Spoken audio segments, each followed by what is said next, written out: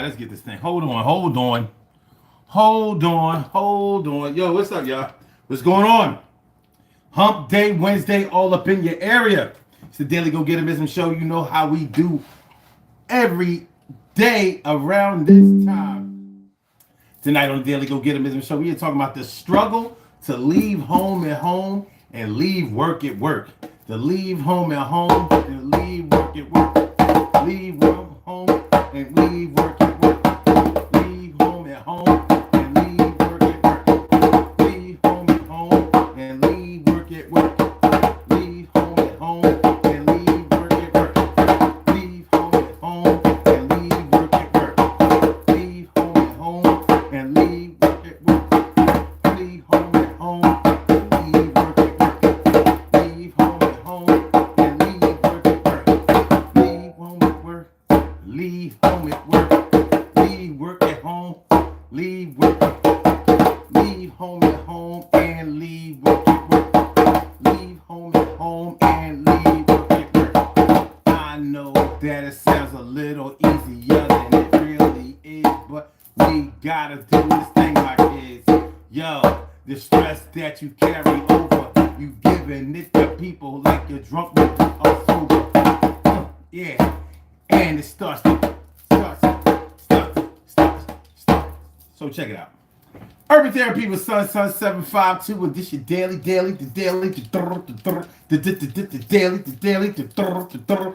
Daily Go Getism Show. You think it ain't when it is? You think it won't when it is? We are here and we are emotionally do this thing. Taking no fast lane, no coasting, and everything is gonna be alright. We talking about leaving work and home at home tonight. Ask yourself for real. Is it really possible? Is it really psychologically and humanly possible to never take the energy that you have at home, the problems that you have at home, and never take them with you inside your car, cross town, or wherever you have to go into the workplace? That's not to say that, if you and your wife or you and your kids are not getting along and things are not going right at home, that's not to say that it will totally affect your work performance in a negative way, because you just can't separate the two. But I don't think that something that's going on in your head, something that's going on in your mind, something that's happening inside of your heart, I don't think that is reasonable to think that you can totally leave that in one place and totally perform in a different way in another place. But I can't speak for everybody. I can't speak for everybody. Why? Because I don't know everybody. I haven't met everybody. We gonna get this going. Howdy, yo. I haven't met you. You haven't met me. We have interacted with the couple, you see. But it's gonna get hot tonight. We're talking about, can you leave your problems at home and get it right? And can you never bring your energy from work, even though your boss is nothing but jerks? Can you do it? Can you do it? Can you do it? Can you do it? We gotta talk about it. We gonna get into it. I'm glad that y'all came through it. I said, my name is Sun 752. Y'all know what's up. Y'all know how we do. We about to have this conversation tonight, and we gonna make sure that we are talking right. Respect is given even to a dog. Watch the dog as I creep through the fall. And I would like to introduce to all of y'all, never been before. Here we get loose. No censorship is on this show.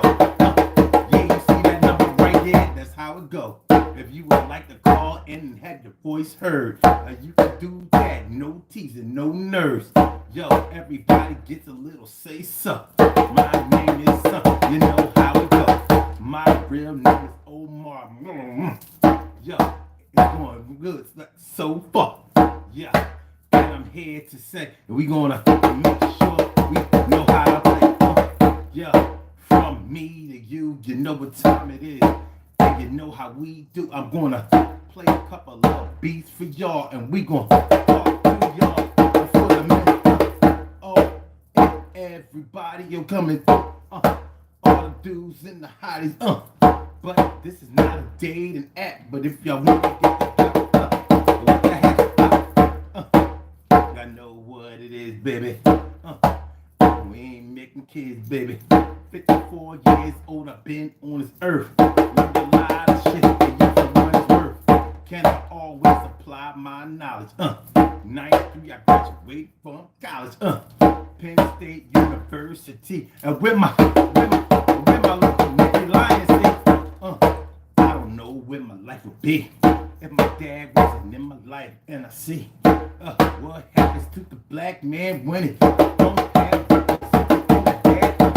But it's gonna be good. Yeah. Let's make it all wood. Diamond cut. I make sure like a princess. I ain't no crazy mess. My name is son. Y'all know the time, baby. Y'all know the beat the rhyme, baby. Yeah, we ain't doing no crime, baby. I ain't dealing with the slime, baby. Yeah, you know what's up. You know how it go, baby. Let's do it like this.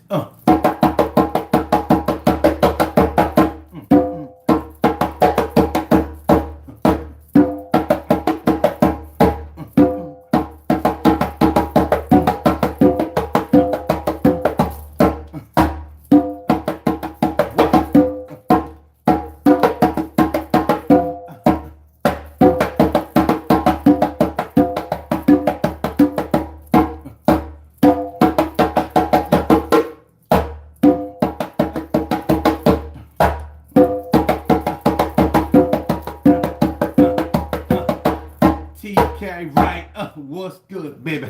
You know how to go, we about to get crazy. All my go-getters up in here. Yeah, we gonna do a thing like last year. We blew up for a little while. We can get back, y'all know how we style. Make sure that it's fashion for your passion. We gonna do this shit as long as my name is O, baby. Just respect the flow, baby. Maybe we can be down like a submarine. Yeah, make sure you don't cross my jeans. This ain't 1980, 90s. All the 2000 shit is way behind me. Shout out to the millennials. Generation X, you can't get it down. Generation Z, the shit is sometimes a bit scary to me, but we gotta make sure they roll with the punches. Gotta make sure we get the money in the budget.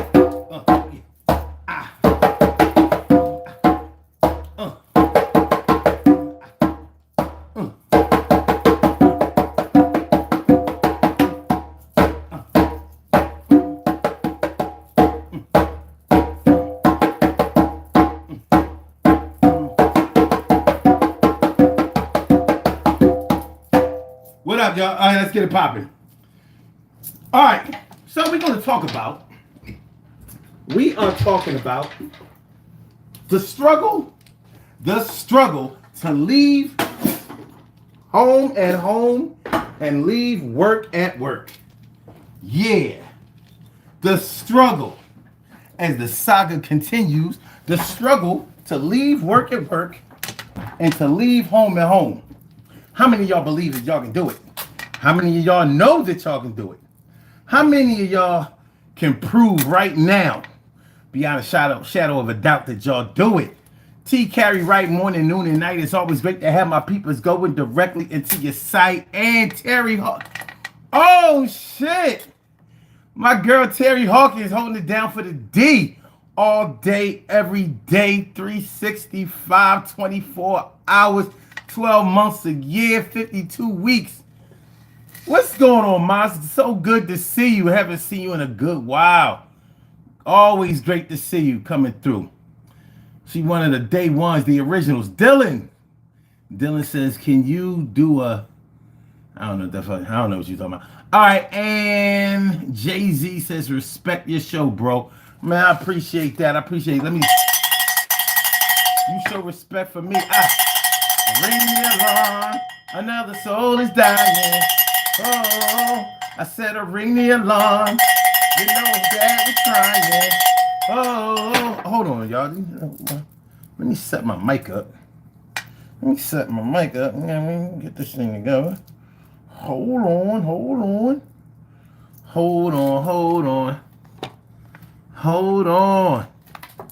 Get this thing right. Hold on. Let's get set up here so we can make it a little clearer. Are we good? Are we okay? We good? How we sounding? Mic check 1 2 1 2. Mic check 1 2 1 2. All right. So we're talking about the struggle to leave home at home and to leave work at work. Listen, man, we all have our good days and our bad days out here. We try to fight off the bad days. We fight them vigilantly. You know, you don't like to wake up with a bad day. Wait a minute. Let's do this. I know it's only a little bit of this right now. We're gonna grow. Don't worry. But you know what I mean? It doesn't matter. I don't care if it's 1 or 100. You know, we still gotta have this talk. Which one of y'all have recently woke up with a headache? Which one of y'all have recently woke up with a headache? You know, when you wake up with a headache, you already starting your day off behind the 8 ball. When you wake up with a headache, it's already like, ugh. And you know, sometimes, you know, for all my naturopaths out there, you may be conflicted about whether you should go ahead and pop a pill or whether you should drink some water, eat some garlic, because these are supposed to be techniques that can eradicate or get rid of or eliminate a headache. But when you start off with a headache in the morning, and your headache may be laying right next to you, to be honest, you know, some people have that situation going on. So when your headache is laying right there next to you, in other words, your spouse or your live-in girlfriend or boyfriend, or you know, and or even maybe the kid situation, or maybe whatever the case is, when you wake up with a physical headache, and then the headache, the proverbial headache, or should I say the person that gives you headaches all the time, is right there too. And you know, if you woke up with a headache and then you're dealing with somebody who really isn't sensitive to the things that you're going through, so you have a lack of understanding problem. I mean, is it unreasonable to think that you want to take that negative energy to work? Because you might not get rid of the headache by the time you get to the gig. By the time you get to the gig, you might still be in headache mode, like full head hurting. You know what I mean? Damn near migraine type shit. And you know, and then when you get to work, that who's to say that the people in at your job are good people? They might be the scheming type, the plotting type, the type that keep you on Indeed.com looking for another job. That type. Do you understand? TK Wright says, yesterday it was the worst. I finally popped the pill around 2 p.m. Ooh. And she says, oh my damn, my headache laying next to me is crazy, boy. Or does that say crazy bye? Okay, Randall says, how come my employee says he'll do stuff that he doesn't do? Is he lazy? I mean, normally you don't have to ask about another employee that you work with is lazy or not. You know. Oh, it's crazy business. Okay, I got you now. It got a little cut off. It must have got cut off. But yeah, you know, it's hard when you at work and things aren't going right, because I mean, we go to work. We go to work to earn a living. We go to work to improve or create our livelihood. That's our lifestyle. What you do for a living, how much money you make, that is your lifestyle right there. You can only live within your means. Even though we say that, you know, we're living beyond our means, we're only really saying that. We can't live by means other than what we can pay for. Even if you have credit, even if you're buying everything on credit and you balling out, You balling out all out. It's going to come to an abrupt end because the money is just not going to justify the things that you're trying to do. And it's going to get in the way, and then you're going to come to a stop. So I'm saying all of that to say this, because I don't really want to concern myself or you with how much money that anybody makes. But on a personal level, think about yourself for the remainder of this show. Do you bring your problems that you're having at work, your lazy coworkers, your scheming and plotting coworkers, your snitching, telling, always trying to get you in trouble, always trying to get you written up coworkers and supervisors and managers and all of that, scheming, plotting, always plotting your downfall. It's not an easy situation to deal with. It ain't nothing nice. It's not cool. It's not cute. It's not funny. Are you going to be able to leave all of that at work, especially when you're wondering, I don't know, have any of you ever had a job where you had to mentally prepare yourself in the car, or when you're at home, you're really thinking about whether you should call out? You need the money, but you're really thinking on a daily basis, am I about to max out all of my PTO days? Because it's hard for me to go up in here. It's hard for me to go up in here. So if you live with somebody, or if you are married to somebody, or there's just somebody else in the home with you, is it unreasonable that you're going to tell them about what's going on at the job? Because hopefully the people that are near you are the people who love you. The people who are near you, hopefully, are the people who are dear to you. And they don't like, man, I know my people, man, they get sensitive when I tell them I'm having problems at the job, because they know that I'm a good employee. I'm conscientious. I'm dependable, reliable, skilled. I do what I'm supposed to do, and I don't look for trouble at work. So they figure if I'm in trouble, if I'm at trouble at work in any way, then we got a problem. And I'm glad they look at it that way. The thing is, they be ready to ride. It ain't cool for your family or for your loved ones to be plotting to beat up your coworkers. That ain't even gonna make your job better. So they say. I'm not sure if that would eliminate the problems, or it may compound problems. That may be a way for you to get rid of a job altogether. So yeah, before you decide to get your coworkers beat up or anything like that, or hurt in any kind of way, make sure you already have another job lined up. As a matter of fact, I would suggest that you not only get another job first, take some PTO time and work on that job, and make sure that job is good enough for you to leave your first job before you go getting your supervisor or your manager tires slashed, or do some old terroristic shit, like have your peoples just sit on the hood of their car and wait for them to come out. They're gonna ask, why are you sitting on my car? Well, we about to be sitting on you elephant style. But anyway, so trying not to bring any of that negative work energy home. Shoot, and it's not always negative work energy. Some people are just so involved and engrossed, and the job has become their life so much that they just can't stop talking about everything that's happening on the job.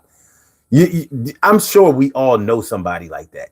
All they talk about is work. All they talk about is work. All they talk about is work. Your whole conversation goes about your co-workers. I'm tired of hearing that shit. Yo, I'm about to jerk this phone out of your hand. You always talking to your co-workers, man. Yo, and your whole conversation is about the payday and what happened the other day. I would like to say that you don't be talking about nothing else, and I understand that is a part of your life and your health. Or should I say your wealth? Well, wealth is health, health is wealth. It goes both ways. Listen to what I say. Yo, your whole okay. Let's do something. Let's do something. Let's do this. Let's do this. Let's have a little fun. Let's have a little fun. Let's have a little fun while I'm thinking about it. By the way, Cheryl Halsey, what's good? Good to see you. And Jeff Sprayberry, always good to see you. Maritza Allberg. Maritza Allberg is all in the house. What's going on, my good to see me some of you. And bye Key Mass. Bye Key Mass was good. Was good. Good to see you. Good to see you. Sprayberry says get together after work and they still talking about work. Come on, man. We drink it. I'm glad you said that. So let's do this. Let's do this. I need y'all participation in this. This is going to be fun. This is going to be a fun exercise. Name the jobs that people do that they seem that, okay, name some jobs that people do where people always seem to talk about their job. They just can't leave it alone. I'll start off. Nurse. Nurses always talk about their jobs. They always talking about, yeah, this client did this patient did that. So y'all understand? So just in the comments, name jobs that the employees never seem to be able to leave at work. The details of the job, you know what I mean? Yeah, basically. Like they always, people who work on these jobs always talk about the things that they've seen and done on these jobs. They just can't seem to leave work at work. Let's name some, man. I gave y'all nursing. I'll give you another one. If I don't see nobody participating, I'll give you another one. Okay, hold on. Restaurant workers. Interesting. That's a good one. Waiters, waitresses, okay. Even hostesses. All right, maitre d's, concierge. All right, okay. All right. What else we got? Dimples D's is all up in the house. What up, Dimples? How y'all feeling? And by the way, man, please, don't make me beg y'all to like this show. Please scroll down and like the show. Come out of the chat and like the show. Come back up in the chat. Please like the show. It just helps the channel, and this channel needs all the help it can get. So right now, oh my God, Dimples D's correctional officers.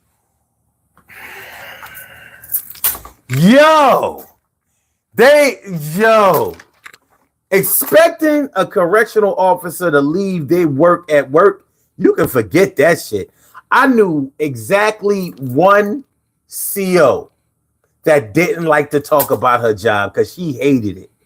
She hated it with a passion. She did not talk about that jail day in and day out, but she's the only one I know. The other ones I know, now I've known some CEOs that really enjoyed their job. So the way to hear them talk about it, you would think they was talking about living in a zoo. Yeah, man, the lions was fighting. Somebody opened up the lion's cage and let them in with the primates. You should have seen this shit. Those lions really thought they was going to have some monkey dinner. The apes and the orangutans and gorillas wasn't having it. They put the beat down on that lion. It was crazy. Kids was crying. They beating up the lion. Kids is crying. They beating up the lions. We got the ape on tape. He beating up the lion. The gorilla coming through is looking like Thriller. There ain't enough Skrilla for me to pay to watch this shit. What's going down? All right. Bus drivers or anybody who works in public transportation, they talk about their job all the time. All the time. They can't.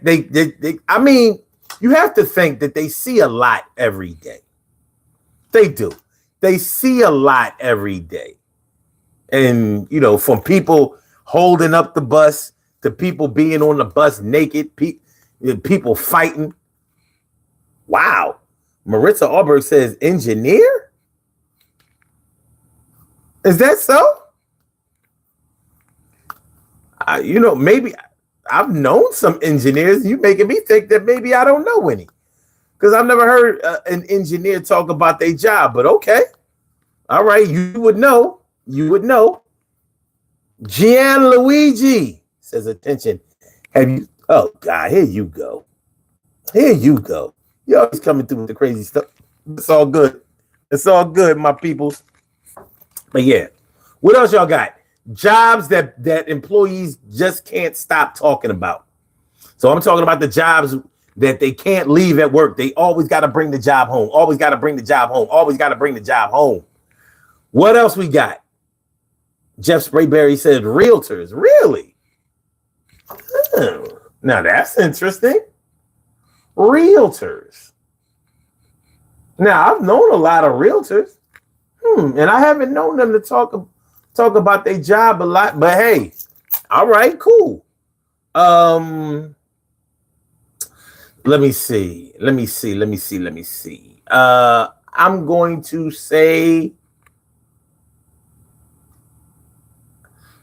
going to say. This is an easy one. I'm going to say entertainers. Oh, good one, Troy. I was thinking of that one earlier. Good one. My man Troy Diesel said police officers. Woo! Woo! Yes. Crime time. Prime time. Okay. All right, Marissa says, yep, bro. Okay, all right. Let me find out. Engineers can't stop talking about their job. All right. Like I said, entertainers, people who sing, do comedy, play instruments, yes. Which makes sense. You know what I mean? It's almost like a form of promotion. But yeah, if they do it full time, they talking about it. Yeah, I remember when we was on tour with this person and that person. And I remember when we went to this city and that city and this town and this country. Yeah, they're going to talk about their experiences, and it's all going to be interesting. And you want to hear it. All of those stories are very intriguing. They're very attractive. They're going to make your ears lean. Social, oh my Lord.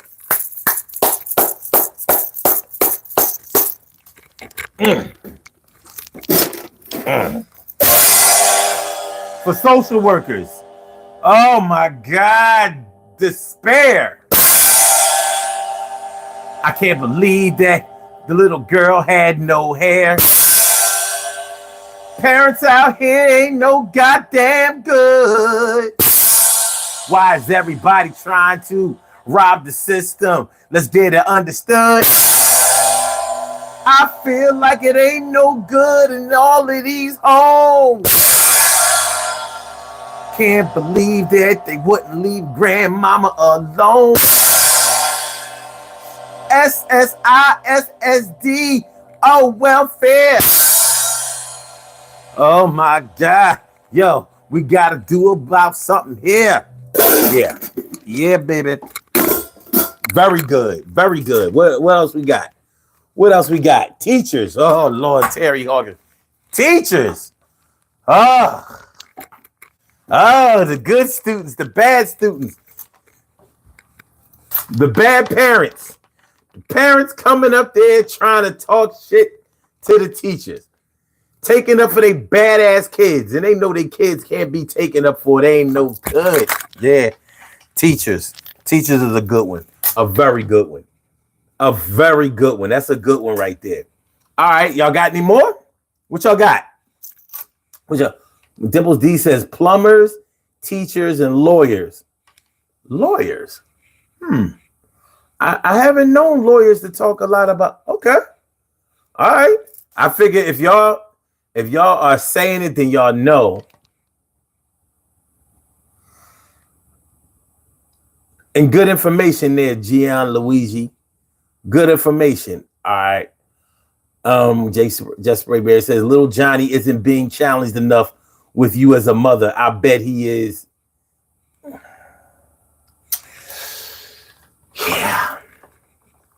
Yeah. All right. Have y'all seen the poll? If y'all could please participate in the poll question. All right. And the poll question is, can you honestly say that you bring your work? I mean, that you never bring your work home with you or your home to work? 50%, it's 12 votes so far. 50%, which means 6 votes, says, yes, I leave both where they are. Interesting. It's interesting that people really believe that they do that. And 17% says, no, I got issues. Deal with it. Another 17% says, I really try not to. No promises. Like it is sometimes yes, sometimes no, man. It's a struggle. And 17% said people need to mind their business. So that kind of answers that question right there. That kind of goes probably into the no category, but I get you. I get you. But yeah, the struggle to leave work at work and home at home.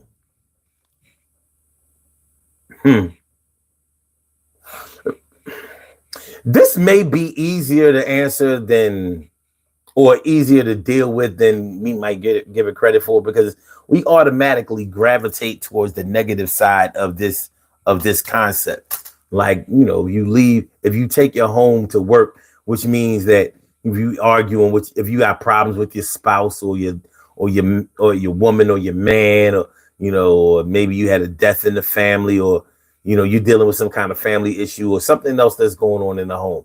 If it's not a stable place, if it's not a happy place, if it's not a safe place, then yeah, you may take that energy to work with you. But at the same time, what about when things are going well? What about when things are going well in your home? Like, let me ask y'all this. Is it only negative things that go on at home that qualify as taking what's going on at home to work? Because what if you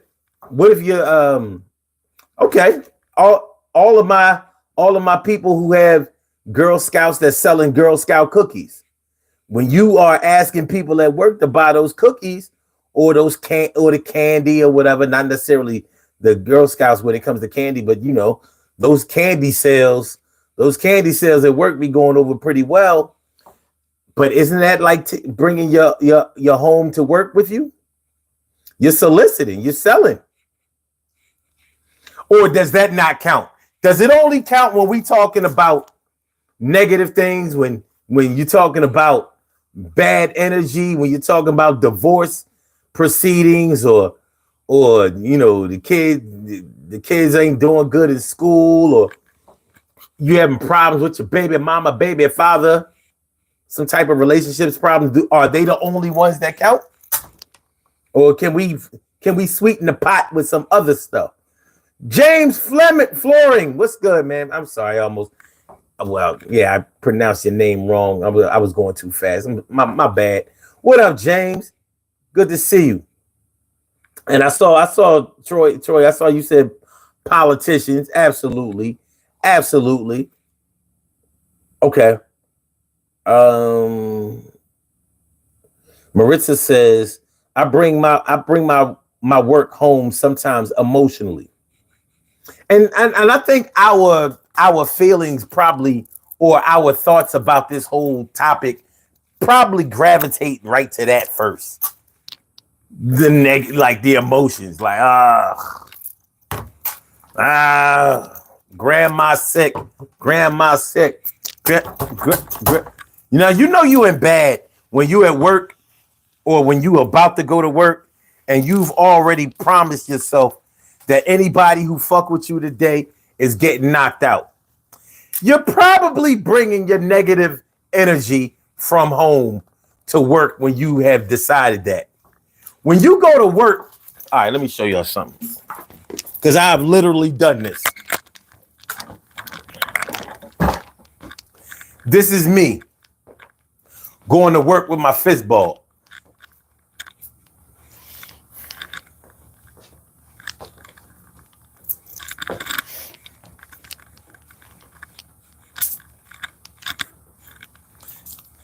I got an office job. I shouldn't be in front of my office chair like this. There might be some questions that come up that might not be in my benefit. But yeah, you literally coming to work like this.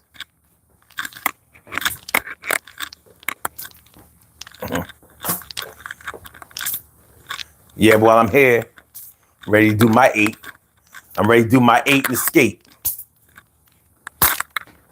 Ready to do my 8 and skates. You know what I mean? I'm here. I'm here. I don't want this to be my last day, but if it gotta go down, it gotta go down.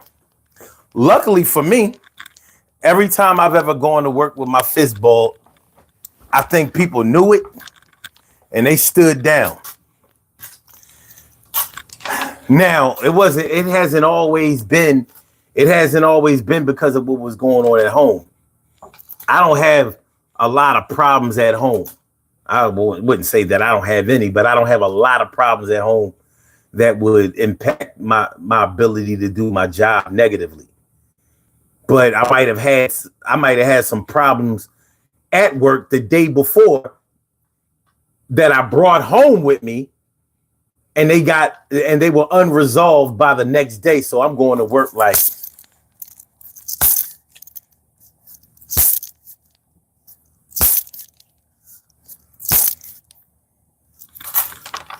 it's not good. It's not good. It's not a good look. It's not a good place to be. It's not a good place to be. Yo, James, I'm doing good, man. I'm feeling like a real man should. I hope y'all feel like real men and women should also. Hit that like button, y'all. Make sure y'all hit the like button. Share the show. Subscribe to the channel. Hit the like button, please. Please hit the like button. Let's have this conversation. Let's have this conversation.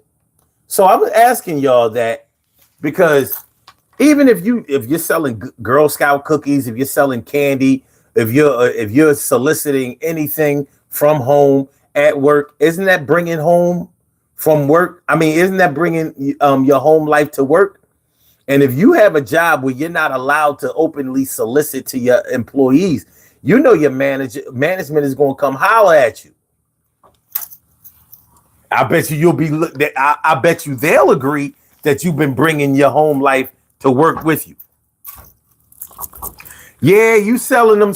Yeah, them scented candles that you smelling sure smell sweet, but you can't sell them here. They getting like like they selling drug corners. You can't sell that over here. No, I'm sorry, you can't sell that here. Nah. You can't sell them in your cubicle. No. We heard that you giving out brochures. You know what I mean? You got a little menu. All right, I get it. Okay, yeah, you making dinners this weekend. That's nice. I seen your menu. Yeah. You know, the chicken, the fish. Yeah. Got the good fish, huh? Normally a lot of y'all be trying to sell that tilapia. You got the fish platters with the whiting, huh? You got the whiting, you got the flounder. Okay. All right. 2 sides. Oh, okay, yeah. And so you can get fries. You got yams, green beans, macaroni cheese, greens, collard greens. Okay. Good size. Oh, you got the rice. Oh, you got rice and you got white rice and you got rice and beans. Nice. Very nice. Platter, $15. It's a good price. Them things got weight. They got weight. I know the chicken wing platter ain't got no weight. Ain't a chicken wing platter ever held that got weight to it. Fish either. Yeah. All right. You got it. Yeah, that's nice. That's nice. You supplementing your income. You selling dinners on the weekend, but you can't sell them dinners in here. You can't sell them dinners in here. But good look. I mean, good luck, good looking, and good luck with your little side business. That's not bringing your home life to work with you. Management sure seems to think so. They catch another one of your menus or your flyers or your price list. It's gonna be a problem. HR about to holler at you. They hollering at you.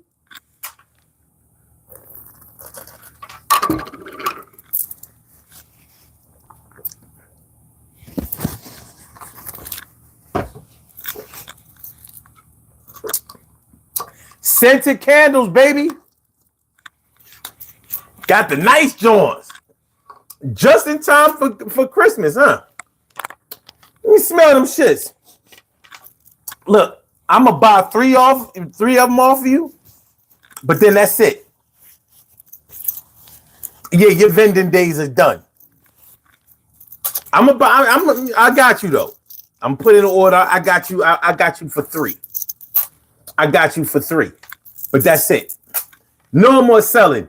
That's it. No more selling. They taking out Boogie Down Productions. Shirley Cheryl, the world's most precious and greatest pearl in the world. Shirley Cheryl, the world's most precious and greatest pearl in the world. And Buttercup 20. Buttercup 20.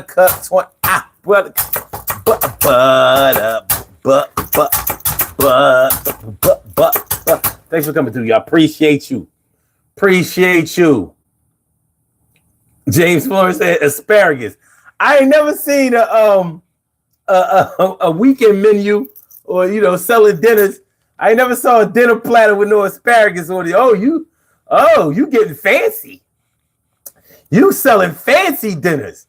Lots of gravy. All right. Okay. All right. I ain't mad at it. Troy McNeil says relationship problems to work. Well, yeah, that's what we normally think about. But I want to see if it's possible that there are other things that we take to work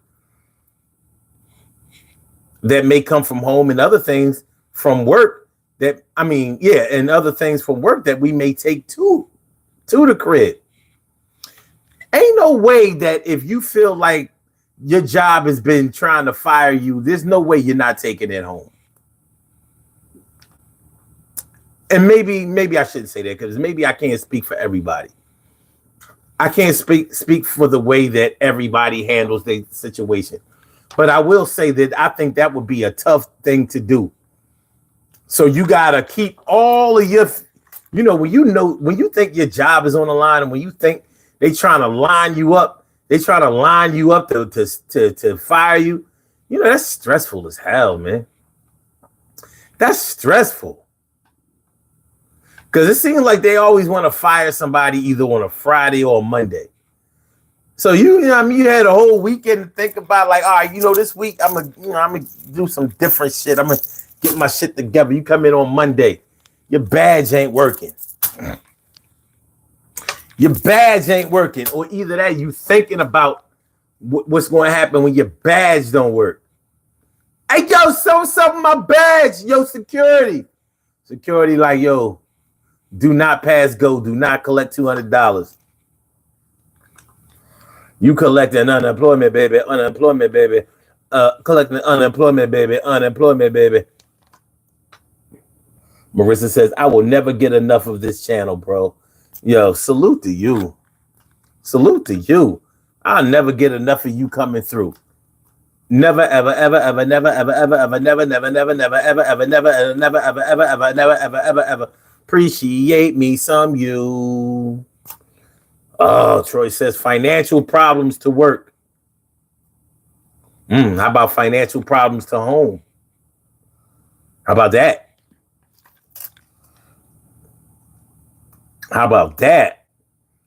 Jeff Sprayberry says you can never have family problems and things going on and not take them with you to a certain extent.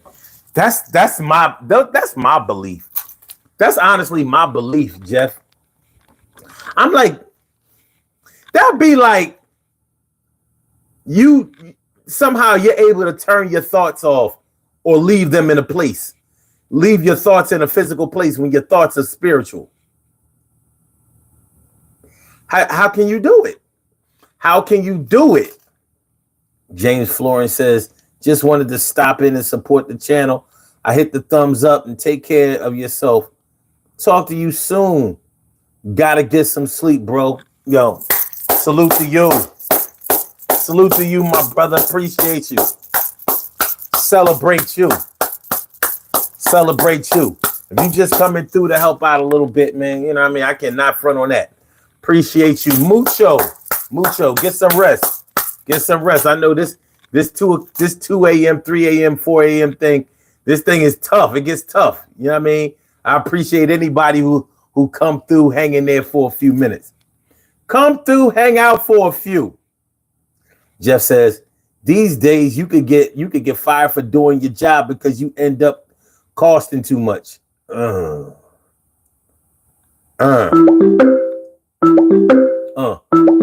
What? You have a call from. All right, hold on for a second. All right. So yeah, you know, this whole not taking your job or not taking your work home or not taking your home to work. Now, of course, people at your job will tell you all the time, especially if you got a real attitude and it's showing, they'll tell you, yo, man, don't be bringing your problems to work. Don't be bringing your problems to work. Well, I haven't really saw any type of correspondence or any type of literature about code of conduct that says anything like, yo, if you having problems at home, you can't bring this at work. So if you're going through a divorce, you know, you handle that. Hold on. You have a call from. All right, I guess we got to get to it then. I have two callers on the line. Caller with the last numbers 7797 and caller with the last numbers 1114. How y'all doing tonight? What's going on? Man, Doing great. feeling like a real man should. What's on your minds tonight? Oh, shit. Actually looking to pick your brain about legal actions that have been taken recently. What actions? The top of my mind is the people being expelled from the country because they've been involved in protests. Okay. I'm not sure if you're aware of that. I am. Yeah, I'm kind of on the fence. Like one of the guys, like, is an organizer and he lied about his passport and everything. And then one of the girls is one of the people set to be expelled because she participated in a protest. Like, she's been here since she was 7, and then now, like, she's being expelled. Like, she was a valedictorian, like... Now, wait. Do you know what the topic of the show is tonight? No, I didn't know there was a specific topic. I can drop that immediately. Well, what you want to talk about? Okay. The topic of discussion tonight is trying not to take your home life to work and try not to bring your work life to home.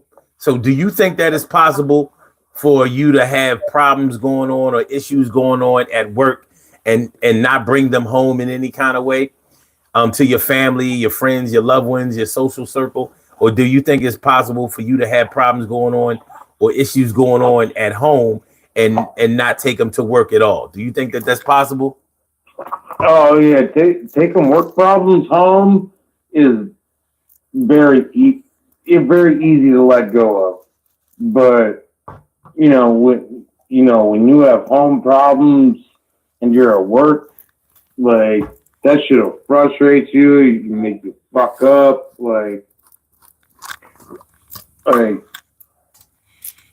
yeah, like the worst thing is, like you get the we need to talk text, while I'm lifting a 10,000 pound piece of metal. Yo, that is unbelievably true. That is so true. You're gonna be at work and you know what? By the way, son, always a pleasure being on this line with you, bro. without a doubt, man. It takes me out because even if I love your show, bro. Appreciate it. even if you don't take it to work, like he just said, that just made me reset my mind. Even if you don't take your problem from home and work, you can get a text message that can create a problem while you're at work.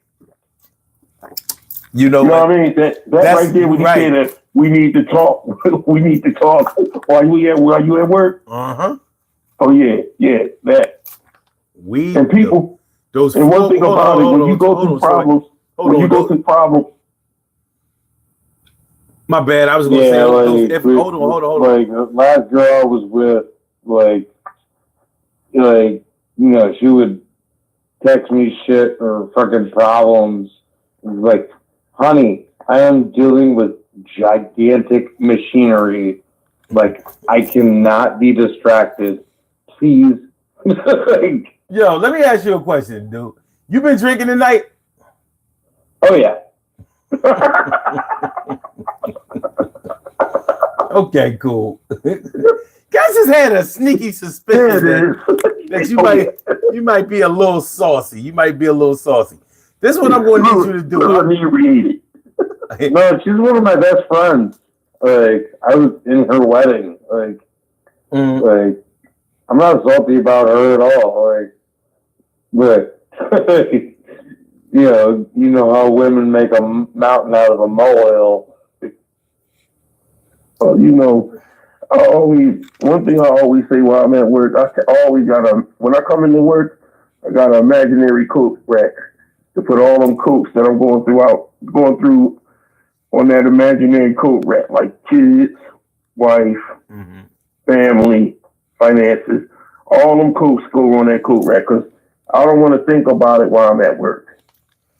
You know what I mean? Because there's going to be more bullshit while I'm at work. Okay. And then when you add the outside, people don't understand. Like, people can honestly see in your face. Like, if you normally a talkative person at work, when you come in good morning and stuff like that, people, when you don't come in there like that, they know something wrong, but they will actually nudge you and fuck with you just to add more to the bullshit. Now, wait, I want you to speak on that a little bit more, because what are they doing to make whatever bad thoughts or whatever that are on your mind? What are they doing to make them worse? Well, I can go to my present job. If I come in the kitchen, you can pretty much see it on my face that there's something wrong because I came in, you say good morning, I say good morning, and I'm quiet. I shut down, just like I told you about the shutdown situation when you had it last week. So I shut down. I'm just doing my work. I'm focused on getting my work done. And instead of you just let me do my work, right, you're going to walk in and pull something out and say, add this to breakfast. Well, if you want to add it to breakfast, then do it yourself. You see, I have a bunch of other shit that I have to do. I'm not going to sit up here and make You couldn't have told me that when I fucking showed up. There you go. Don't wait until I'm almost finished setting up breakfast to add more to it, right? And don't stop trying. And then all of a sudden, when I'm getting ready to start lunch, right? As I'm prepping breakfast, and I'm almost done prepping breakfast, you want to throw about 5 or 6 salads. Troy, can you make an egg salad up too? Use up the rest of them eggs. Can you do that? you do know I have to cook lunch too, right? So while he's just adding shit on that he can do himself. Okay. That actually reminds me of a really funny story. I was working at a Denny's, down by the mall. So Sundays were ultra busy. Like, fucking, we'd be serving 100 customers an hour. Like, and the kitchen was absolute chaos. Everyone's one day it was like everyone's screaming at each other. Like the guy at the end of the fucking line was the fry cook, and he walked down the fucking he just walked down the kitchen line and grabbed every single ticket off the hook. And he got in his car and drove away.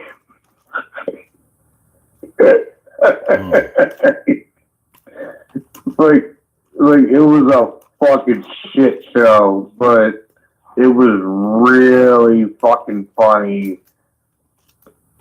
There's a really funny way to quit. Okay, now Troy, like I was asking you. Asking you to giving you extra tasks to do that makes you whatever you were going through at home worse. Well, giving me extra tasks to do, it doesn't make it worse. It adds to the stress, because now you add more pressure on the stress that I'm going through, because I'm up here. I already have enough stress trying to get everything out right now.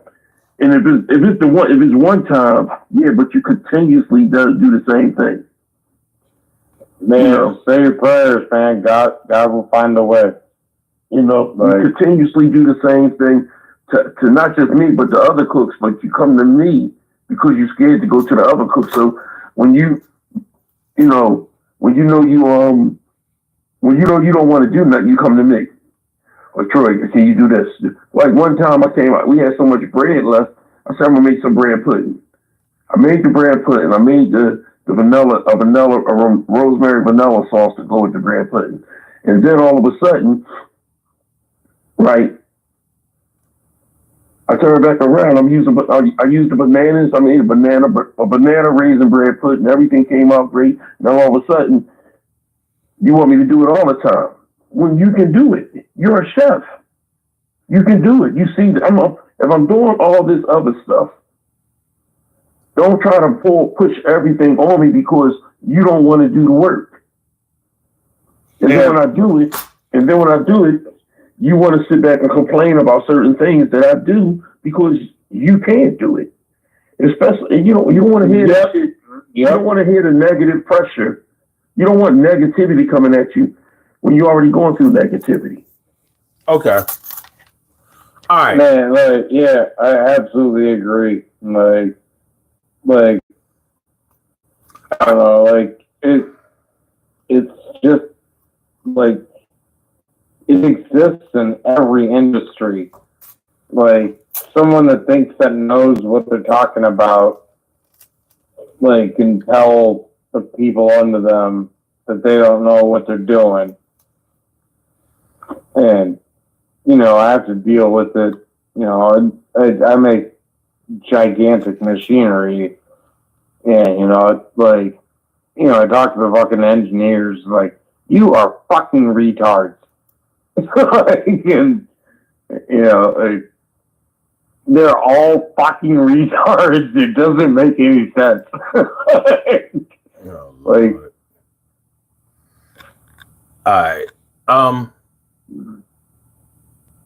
All right.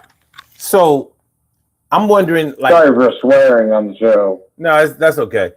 I'm wondering if that can have the opposite effect for some people, because some people who have problems at home get really engrossed and engulfed into their work. It's the only way that they can take their minds off of what's happening at work. I mean, it's the only way that they can take their minds off of what's going on at the crib.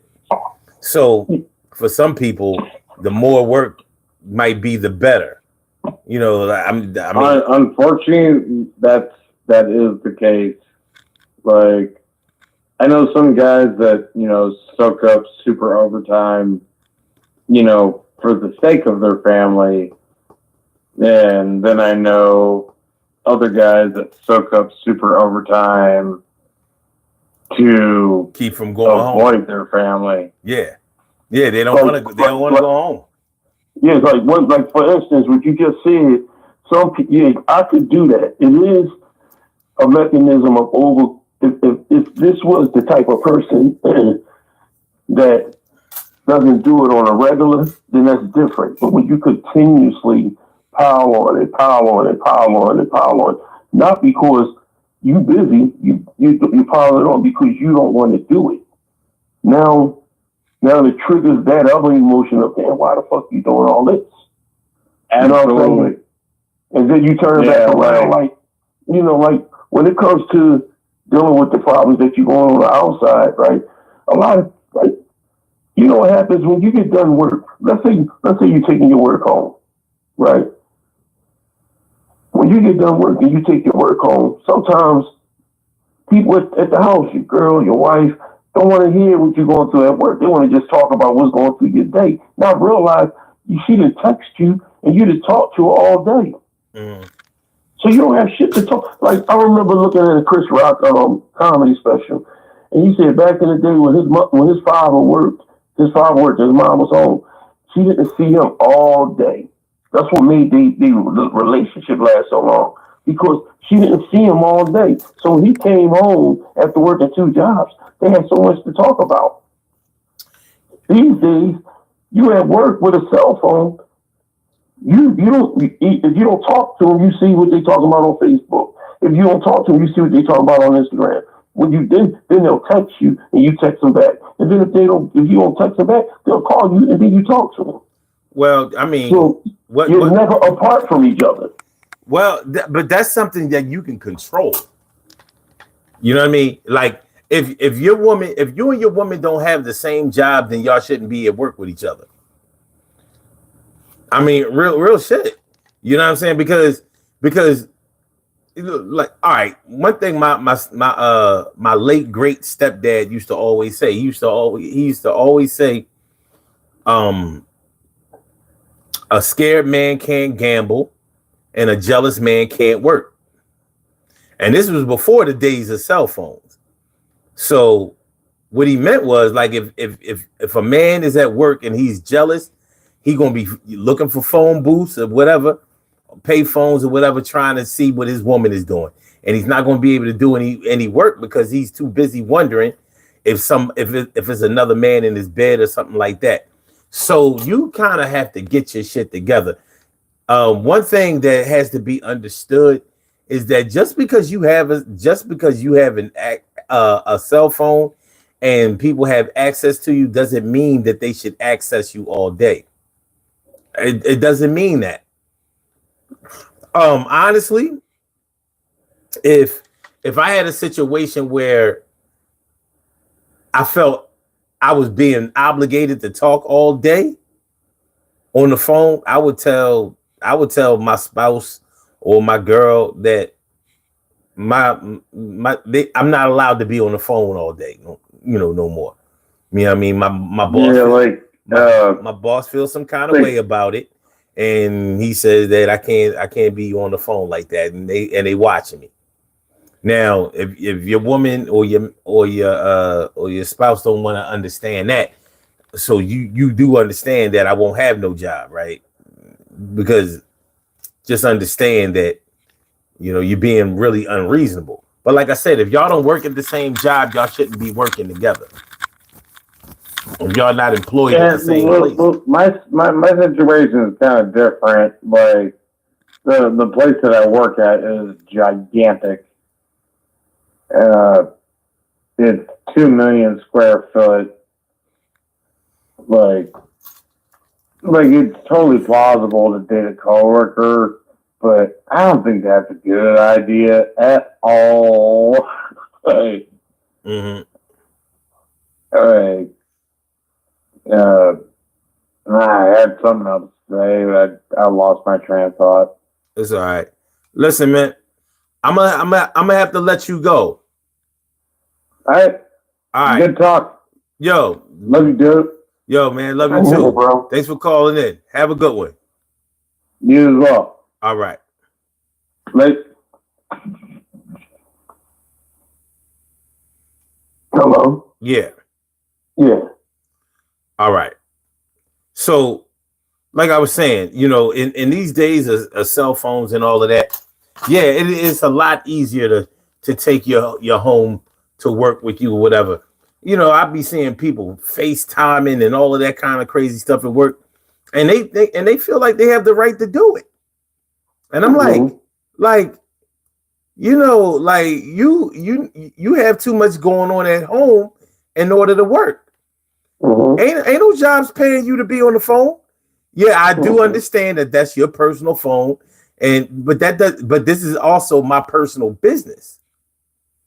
That's your personal phone. This is my private business. I built this.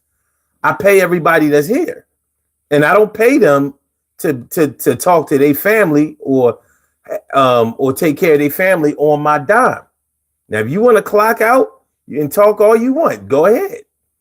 But while you on my time, you can't be running to your locker to talk or going to the bathroom acting like you gotta go to the bathroom.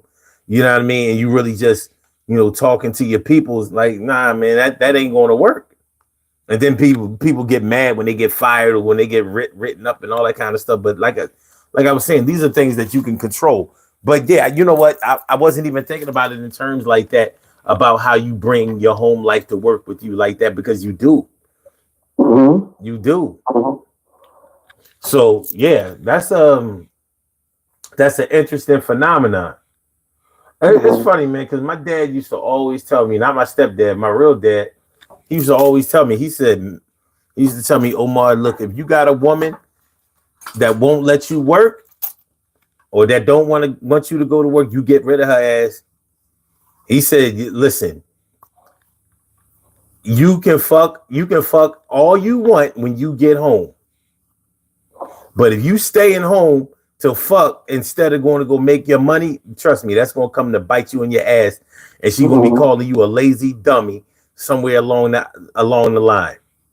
True. You know what I mean? So if she don't want you to work, or if she, baby, won't you just stay home with me? Won't you just take this day off and do what? And do what we just got finished doing? Oh, hell no. Shit. You won't want me if I stay home with you after what's going to happen to me. You know, so, but yeah, there are a lot of different ways to take your work home with you and take your home life to work. But it's not going to be appreciated. I mean, there's no way you can justify that it's not professional. Yeah, because like I told you before, even if I didn't, you know, there's been times that I had to call home or call her and be like, look, this is the situation going on because I need to calm down. If I don't calm down, I'm going to lose it. You know, because, you know, when you work in the kitchen and when people have power, when you give certain people power, they have a tendency to disrespect you. And when they disrespect you, and you try to keep your humbleness because you're not trying to lose your job. Like if you know you wrong, and our boss, because since you the sous chef, and the chef saying you know that you're wrong, and you know that you're wrong, but yet you want to come over to me and try to prove that I'm wrong, and you point your finger on the table because you don't want to point it in my face. When you point your finger at the table and you raising your voice up at me, to me that's disrespectful. And now what you're doing is you put me on alert because when you point your finger there on the table, it's making me feel like you're ready to get, you know, a little bit overly aggressive now. Now you might be ready to punch me or try to fight me. I don't know what your next move is. So my next move is is to ball my right fist up and put my knife down. Well, let's stay focused. No, I'm just saying this is part. So then now you taking your work home while you at work, because you got to call a person that you home with, Right. to Okay. calm you down. Okay, so let's go there. So Yeah. what can you do? What do you think can be done to be able to stop, to not take that energy at back home? And it's important to evaluate this and get some kind of control over it, because although you may be taking your work home with you and expressing your discontent or how uncomfortable that you are or how unfair your work practices may be and all of that, either your people are going to try to help you out, or they're going to complain that you bitching all the time. You know what I mean? Like, go to work, make your money, and bring your ass home. You don't have to be complaining about the job all the time. I mean, evidently your job is in good standing if you're able to go every day or whatever. You know what I'm saying? But Well, that's true. But at the end of the day, I agree with you. But see, the thing about it is that, I'm able to not take my work home. But at the end of the day, when you do get home, that person bring their work home and tell you what they want you to do. So now it's time to reiterate why I want people things to take to it. And then that's out of the way. And now you get doing everything else you got to deal with at home. But when it comes to that, like when you sit up here and say what you just said, it's not that you can take your work home. It's just that at some point, no amount of money, and I had to tell a supervisor this before, I will leave with y'all before I allow any amount of money. So you think that any amount of money will keep me at a job to go through stressful bullshit on a regular. mm-hmm. No amount of money will keep me at a job where so I gotta go through stressful bullshit on a regular. Okay. So it's not gonna happen. Okay.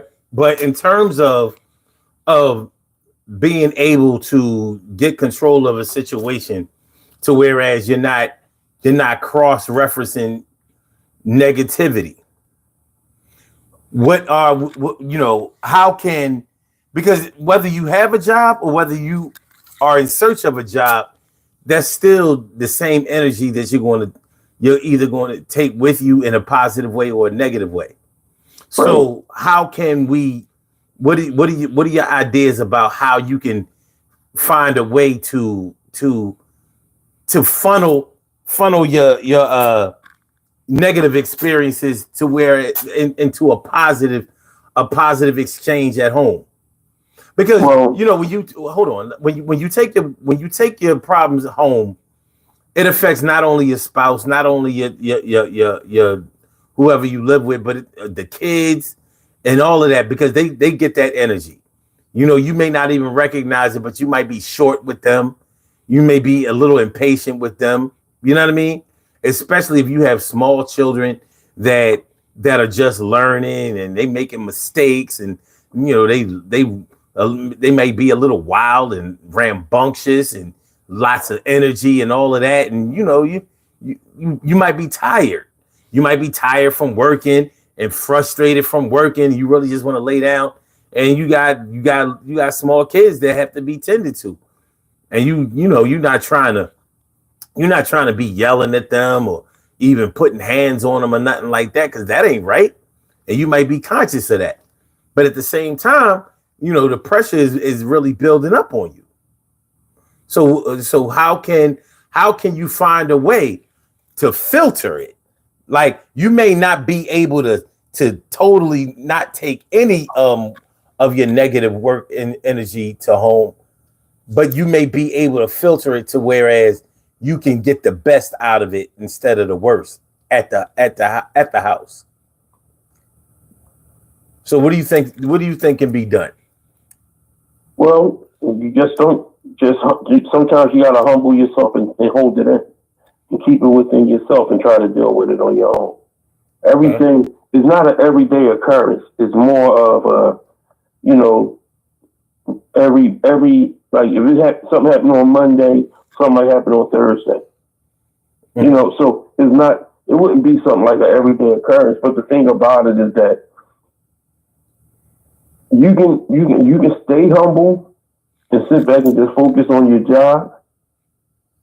You know, but the thing is like, let me ask you something. You ever work with somebody that every time you ask them a question, they get overly aggressive, like as if they're yelling at you? At work, I've actually not had that experience. That's the experience I go through. Where so if I'm asking you a question, like if I just started the job, I've only been there for 3 months, and you keep moving things around. So if I go in the freezer and I don't see what I'm supposed to see, and I say, yo, where do you put where the burgers at? And then I walk with you, then you come back huffing and puffing. I'm like, yo, I just asked where the burgers was at. You could have told me where you put them at. I would have done got it. Well, I thought I would walk and take you there. Okay, but the question I asked you about trying not to bring it home. Well, trying not to bring it home is mean just humble yourself and don't bring it home.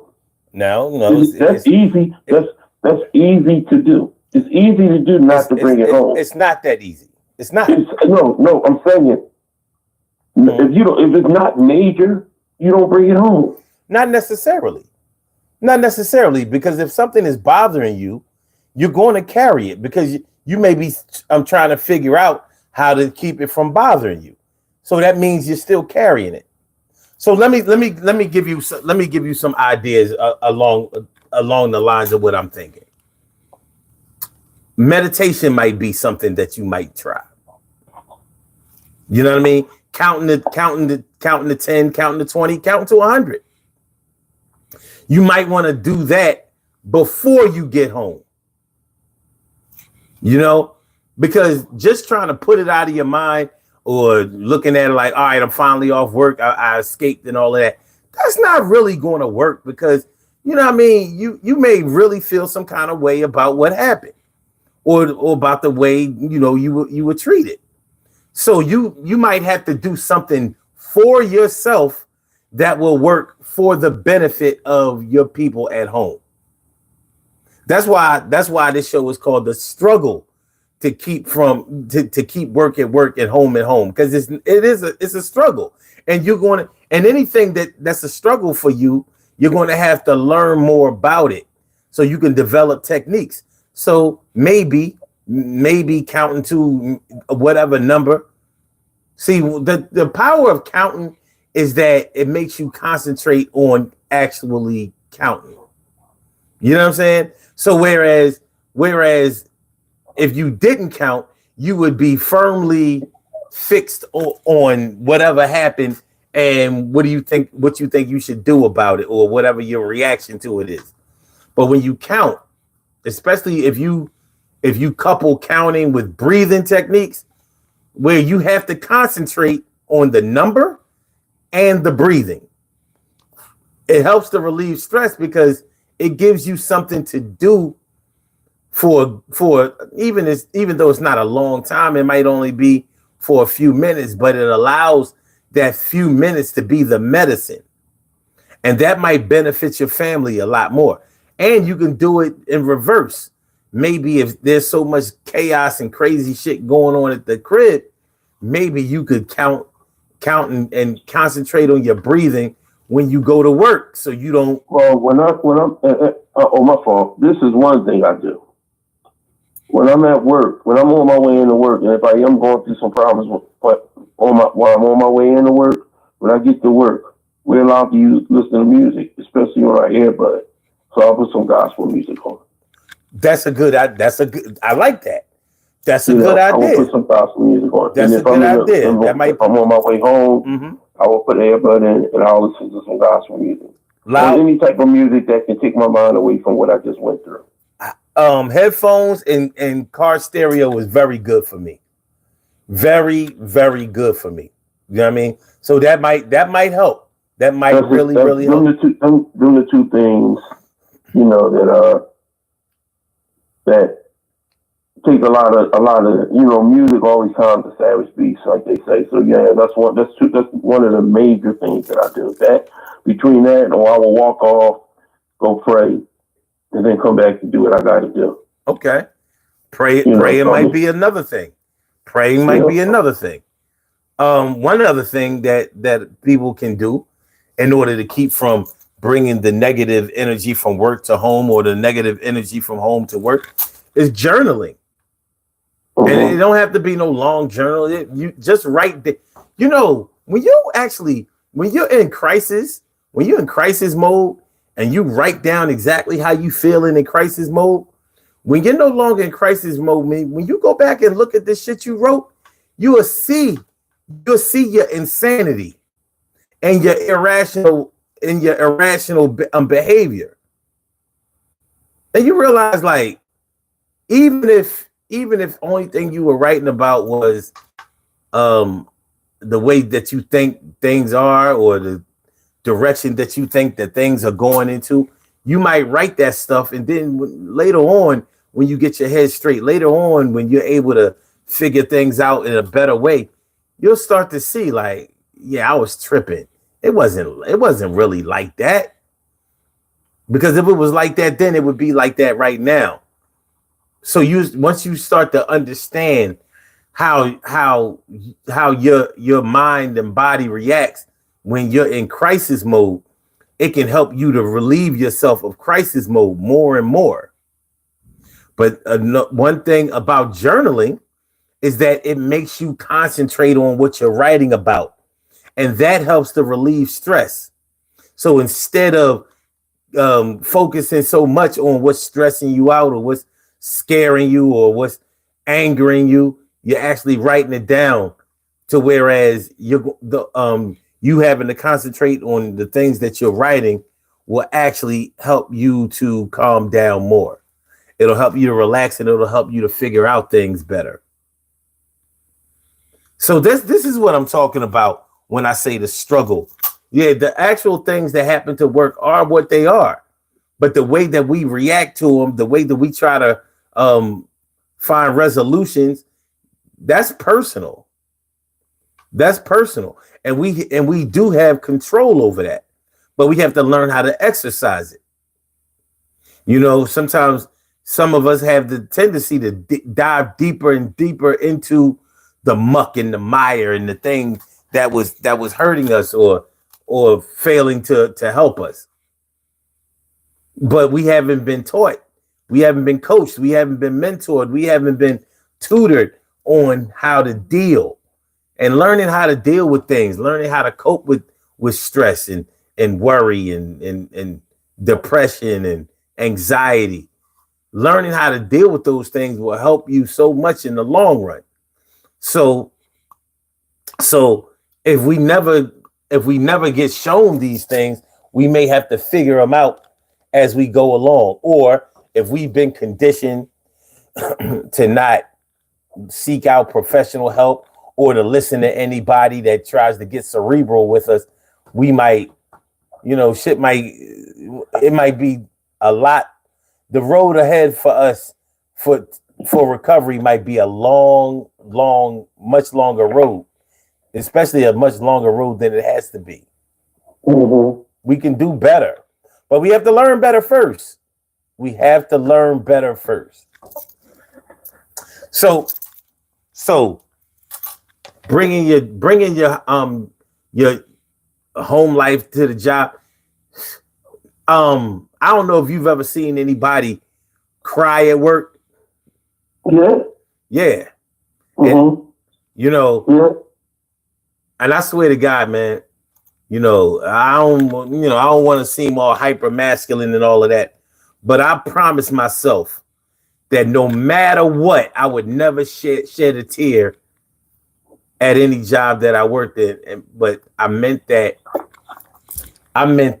because what I meant was I would never let my emotions, my enemies at work get to me. And especially if they were the ones that were causing me to causing the tears to well up in my eyes.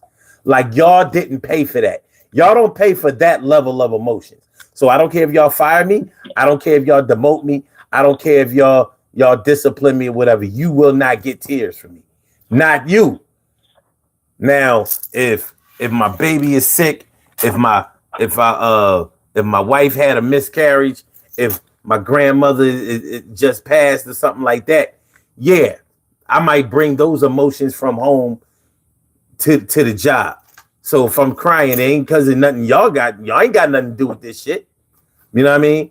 But I'll be goddamn if just because I'm on my final warning or something like that with a write-up, you think that's gonna bring me to tears? Or if y'all straight up terminate me, I ain't gonna cry over it. You know, they say when one door closes, another one opens.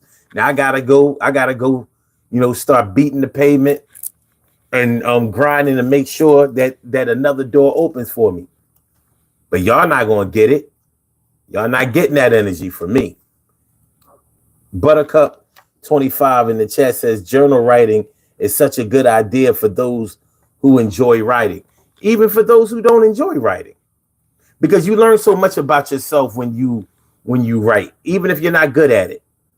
You know, later on when you go back and read what you wrote, if you notice that you can't even read what you wrote, it's either because you don't know good grammar and diction and whatever, or you were so anxious, you were so consumed with anxiety that you couldn't even write straight. And I know how it be, because when I get really angry, when I get really upset, it's hard, my hands start shaking. It's hard for me to write. Body. Mm-hmm. Like I'm gonna give you and I always give someone of a testimony.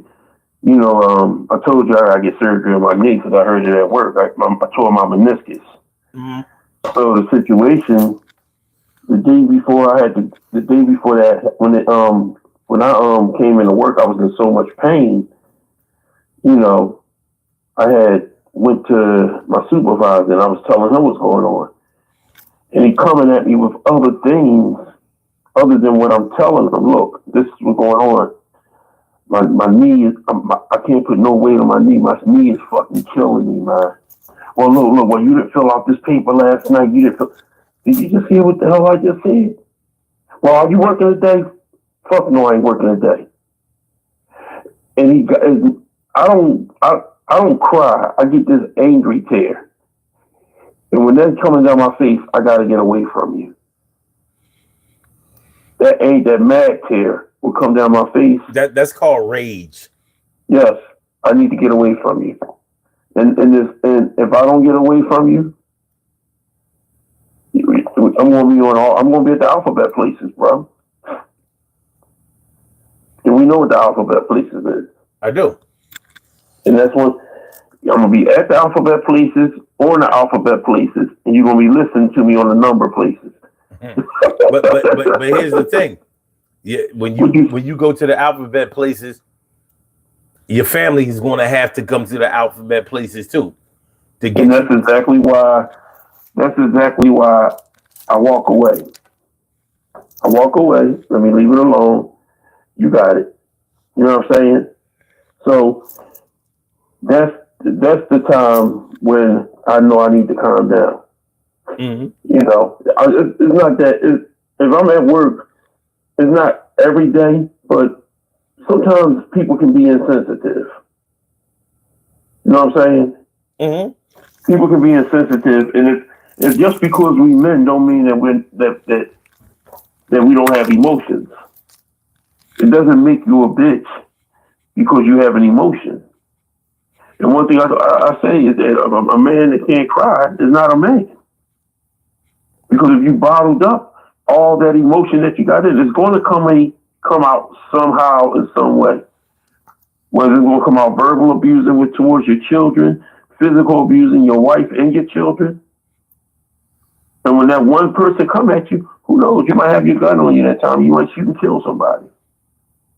Well, so your emotions dictate your reactions to other people. All right. Let me ask you this. When we say taking your work home with you, do you consider your home, when I say the word home, does the first thing that come to your mind, is it your physical home where you live, or does home spread out to, family, friends, clubs, No, organizations? It's home that way I will live. Okay. Okay. You know. All right. So you think that problems that you could have at work could affect extended family members or friends and community people also? No, not really. Because I don't. I only keep my situation to anything I go through at work, and I bring home. It stays within my circle. Okay. Nobody else knows anything. And if I do, if any other person that would know about it is like my middle brother. He's a pastor, so sometimes I call him. He give me prayer, or we talk about it, and he say, "Yeah, I can understand this, and I can understand that." Someone like you, you're new. He's neutral, so he'll sit back and give me advice on a neutral basis. Like if you wrong, you wrong, or this person was wrong. So I don't never like to be around yes people. Well, yeah, you right, Troy. Yeah, you right. No, I'm never right. Nobody's always right. If you fuck up, you want somebody to tell you, you fucking up. Okay. So now what about my thing is I don't see how you can leave your thoughts somewhere else. So even if you make the conscious decision not to bring your work problems all the way home with you, what about on your way home? Because you have to deal with people on your way home. Well, you talk about situations that could happen on the way home when you got just the stuff that you just went through at work on the way home. Yeah, I mean, you might stop. You may stop at the store, and maybe the person at the cash register or whatever, maybe they was giving attitude or something like that. Maybe they was having a bad day and being a little rude. You know what I'm saying? So now you got two rams going at each other. You know what I'm saying? Like, so you may not even make it home with your problems. Well, no. Well, see, that's a different thing. It's fucked up because I'm different that way. I can realize when other people, if you're not coming off in a harsh way, in a disrespectful way, and you coming off in an arrogant way, in a way where though it's not that much disrespectful, but you can see that somebody is going through something. Mm-hmm. Sometimes, like this one time I went to a store and this person was going through something that was working at the store, and I was like, "Everything all right?" And they was like, this, that, and the other. I said, "Hold on, let me give me your hand." And I prayed for him to calm him down. You know what I'm saying? Because sometimes you don't know what other people are going through that can get them to that point. Now, what one trigger word, if it's a white person, they say, and if they call me the N-word, then I have to deal with it in a different way. I mean, regardless about me going through anything at the job, fuck that job shit. Now you even went to a position that I gotta, listen, that's not a good thing to do, bro. Because my oldest son just went through that. He worked security at ShopRite. So yeah, so I mean, at the end of the day, I can deal with outside situations. If I go into a store and the person that's in front of me is getting ignorant with the cashier or whatever like that, that's not my business. But I'll say, "Yo, everything all right? You cool?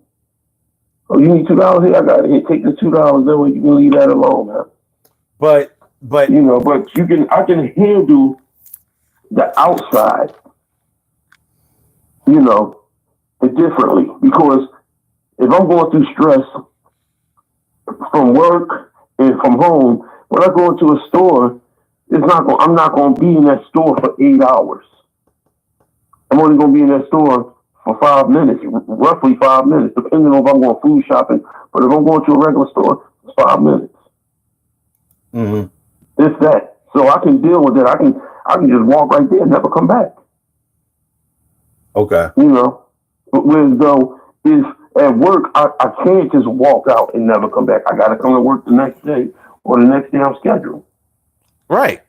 And I can't just go home, leave out the house and don't ever come home. I could, but that's not something that I would do. Okay. So how are you going to make it to home when if like crazy things can happen at work? You know what I mean? You might get faced with a situation where they say, well, we want to have a meeting with you tomorrow.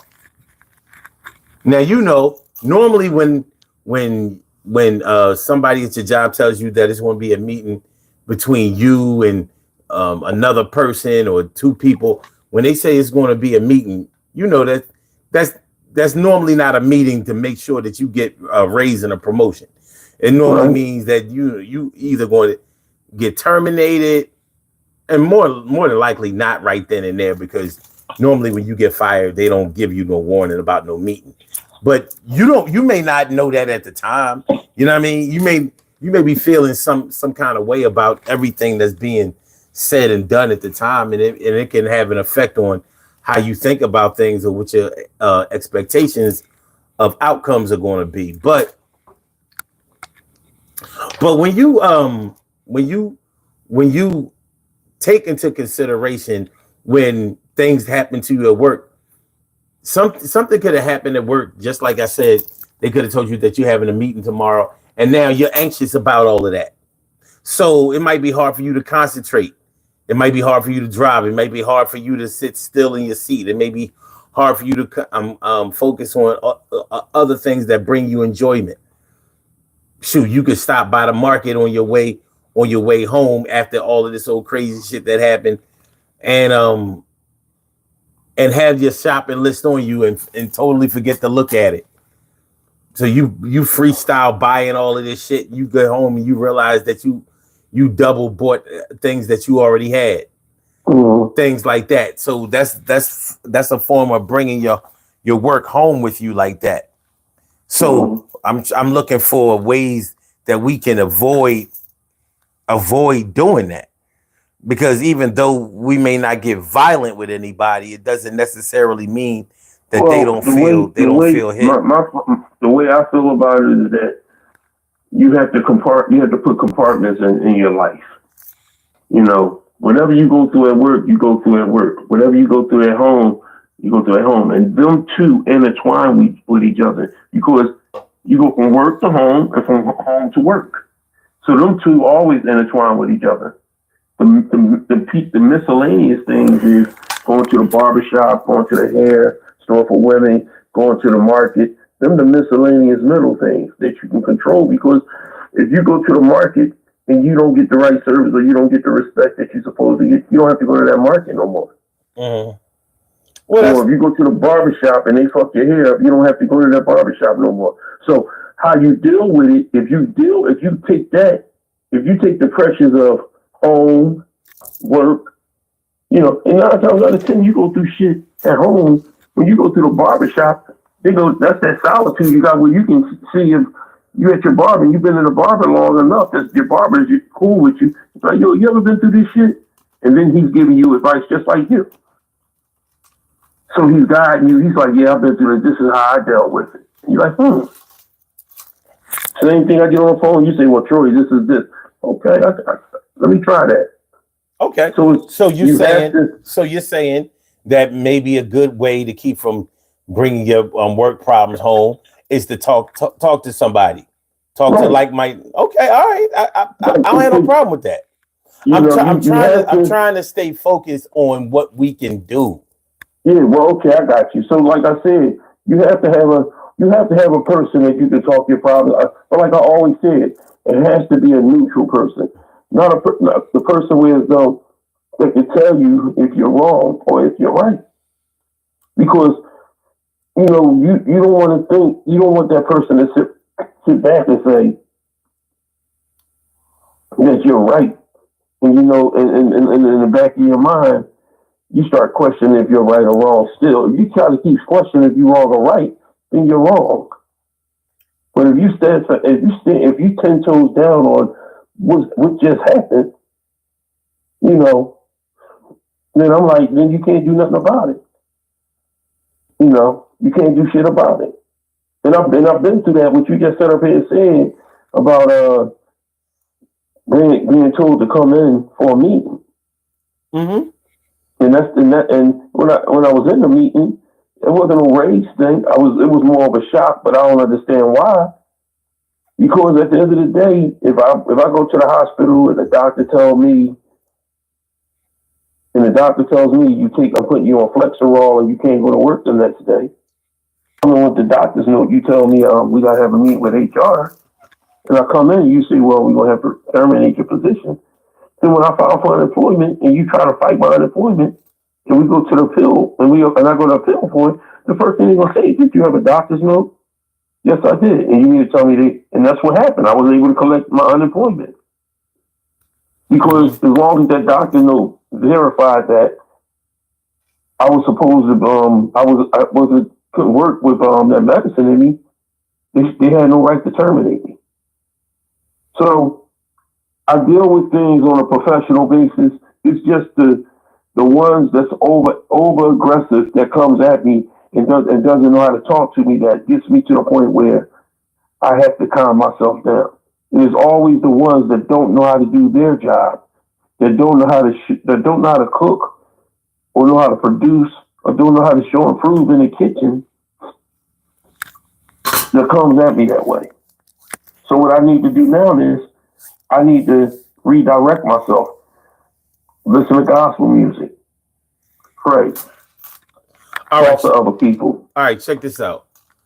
Just like you might be stressed over a meeting that you have to have the next day, maybe you're going over, what you're going to say, how you should dress, what your countermeasures might be if they try to trip you up, or maybe even if you think that you're wrong, but you don't feel like you should be reprimanded for it or whatever, you still got to be ready.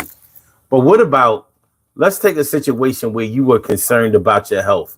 Maybe outside of the job, you got a call from your doctor and they saying that, your blood work, ain't looking like what they think it should look like. You know what I'm saying? So they telling you that you need to come into the office the next day. Now, what I'm asking you is that a at home situation or is that a at work situation? No, that's neither or. That's a you situation. Well, it can be an at home situation because it affects both places, but that's your personal space. That's your health. Okay. And without you taking care of your health, you can't work nor be at home. Okay. Now I was looking at it from the standpoint of it could be a home issue because you are kind of at home when you're dealing with whatever health problems that you have. But it could also be a work issue because your health insurance probably comes from your job. Right. And but you also got to realize, let's say, if it's a health situation, let's say your blood pressure up, and it's showing in your blood work is showing something, and it's triggering your blood pressure. And they're telling you to come in, or worse. They found a mass somewhere or a lump in your breast or whatever. You know what I mean? You know that when you got to go back in, when you go get a physical or whatever, and the doctor call you and tell you to come back in, it's almost never a good thing. No, it never is. So if you answered that call while you was at work, the rest of your day, man, it might be better for you to just go ahead and clock out. Oh, well, if you call me at work and you tell me I got to come in tomorrow, I say, no, I'm coming in right now. Okay. All right. Well, nonetheless, your anxiety level is going to be on some other shit. Oh, most definitely. Yeah. So after you go to the doctor and find out what's going on, because more than likely they may either know exactly what it is, or they're letting you know that they found something abnormal and they're waiting for the test to come back. Or they got to do, or they want to admit you in the hospital because they got to do more testing just to be on the safe side. Or it could, whatever the case may be, by the time you make it home, that shit is way more on your mind. Yeah. You know what I'm saying? Because now your health is hanging in the balance. You don't know what your status is. So you might not even know if you feel good or bad in real time. You might be experiencing a kind of numbness. You know what I mean? Because of the shock and surprise of what they saying to you. Yeah, and even if they didn't tell you that it's something wrong, you start feeling like something wrong. Like, damn, my chest hurting. You start feeling like certain things are hurting because they just told you something is wrong. Yeah. They couldn't talk to you about it over the phone. Stress and anxiety will have you experiencing every negative symptom and knowing, you know what I mean? You be watching shit on TV, be like, yo, I'm going through that. You know what I'm saying? Like, you know, it happens. It happens. But that's how stress and anxiety work. So, and in reverse, your family life, your family situation, or your home situation can have you so stressed and so anxious that at work you are totally unproductive. Totally unproductive. You know what I mean? You're not trying to give anybody on your job your wrath, but they don't understand what's going on. You know what I mean? So I mean, in those situations, it might be better. It might be a good idea to open up the lines of communication with your manager or your supervisor, even if you don't trust them, even if you don't fuck with them like that. Let them know what's going on so they can't say, you know, because it'll kind of give you a protective cushion just in case, you know, worst comes to worst. You can say, well, listen, they knew that I was going through something. They knew that I had some heavy shit on my heart and whatever. And, you know, I'm not saying that justifies what happened next, but you knew what was going on. And I was hoping that you would help me. Right. And you didn't help me. And now here we are. Didn't help me. You added to the bullshit. Could have been. You know what I mean? You know, if maybe you didn't add to it, but you didn't help me. There you go. You know, you knew I was in crisis. You knew I was in trouble. You knew I was in a bad space. And I told you because I felt like, you know, I could trust you to help me, and you didn't help me. All right, it could have been your choice whether to help me or not. But nonetheless, you made that choice, and now here I am. But, you know, nonetheless, that's still taking those problems home. It's still you know, getting caught up emotionally from one place to another place, and it may not be fair to do so. So yeah, you know, I mean, there's a lot that goes on with, you know, struggling to keep work at work and home at home.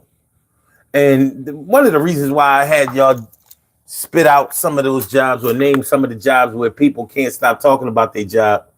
By the way, I'm gonna start saying chef. A chef is a job where, you know what I mean, they will talk about everything that happened at their job. I'm adding that to the list. But but when you think about any job that you're on, you're thinking about, you have to consider that's where you spend 1/3 of your day, 8 hours, and a lunch. So it's 8.5. You know what I'm saying? And that's a good chunk of time to spend, especially 5 days a week, 40 days a week. So to think that you're never going to run into any problems, or you're never going to transfer your feelings, your thoughts, even your ideas from one place to another, from work to the job. I'm sorry, from work to home, from home to work. It's unreal. I think it's unrealistic to think that you're going to be able to totally separate the two. You know what I'm saying? It'd be tough.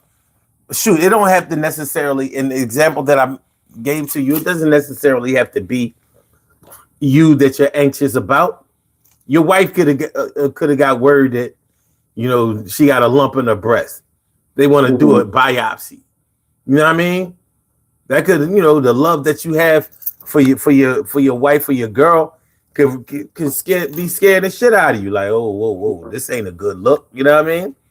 I don't want nothing to be wrong with her.